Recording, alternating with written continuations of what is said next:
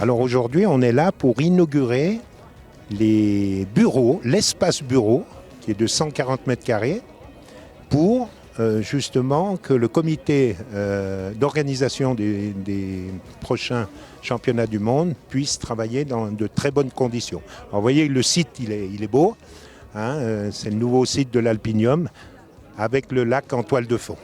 Oh bah ça s'est construit par une collaboration amicale. On avait fait organisé les finales de 2015 de Coupe du Monde à Méribel, qui s'était très bien déroulée. Et on voyait un petit peu plus grand pour dimensionner à nouveau l'image sportive des deux stations. Donc on a fait une proposition, ou on a fait mutuellement une proposition, je ne sais pas si c'est nous ou Courchevel, mais en tout cas on a échangé pour pouvoir collaborer et monter ce projet. Et ce qui va se passer en 2023, eh bien, c'est une répartition des épreuves entre Méribel et Courchevel. Voilà, donc la grosse partie des épreuves hommes se passe à Courchevel, les épreuves femmes se passent à Méribel sur le stade de Corbet. C'est une longue aventure. Encore une fois, c'est 2 ans, 3 ans de préparation pour être candidat déjà. Après, il faut être choisi. Et puis après, quand on est choisi, donc 4 ans à l'avance, eh bien, il y a 4 ans de travail. Donc il faut être méthodique. Il faut on a l'habitude d'organiser des grands événements de ski alpin en particulier, ici à Courchevel ou à Méribel. Mais encore une fois, c'est puissance 10, quoi. Puissance 10 en termes d'athlètes, en termes de journalistes, en termes de spectateurs. Donc c'est reprendre tous les schémas, les thèmes qu'on connaît bien, qu'on maîtrise, et puis il faut les multiplier par 10. Donc voilà, la route est encore longue. On a encore 2 ans et demi pour se préparer, pour organiser, pour accueillir surtout. Et bien évidemment, on sera jugé sur ce qu'on sera capable de délivrer, d'avoir à un moment donné un événement mondial.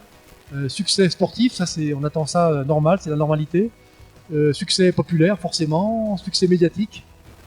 Tout ça dans un budget contraint, et voilà. Donc non, c'est un vrai beau projet, mais beaucoup de choses restent à faire, et encore une fois, on est néanmoins très confiant sur la bonne tenue de cet événement. Prochaines étapes, c'est d'abord de voir comment l'hiver prochain va se passer. On doit avoir des premiers tests sur les pistes de ski qui ont été remodelées. Donc faire les premiers tests pour voir si la piste convient ou s'il faut la retoucher. Et puis encore une fois, organiser tout, la partie logistique, l'hôtellerie, l'accueil, les transports, tout ça dans un contexte environnemental qu'on souhaite bien maîtriser.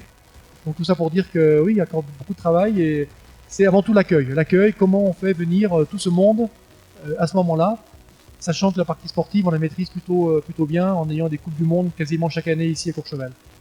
Non, le contexte, c'est mondiaux, c'est un peu... c'est après les Jeux Olympiques, c'est le plus gros événement du ski, donc voilà, mondial du ski alpin. C'est une fois tous les 15 ans sur le territoire. Donc voilà, on n'a pas le droit à l'erreur, et on fera ça bien. Ça avait été un succès majeur à Val d'Isère en 2009. Ça sera un succès majeur en 2023 ici à Courchevel-Méribel.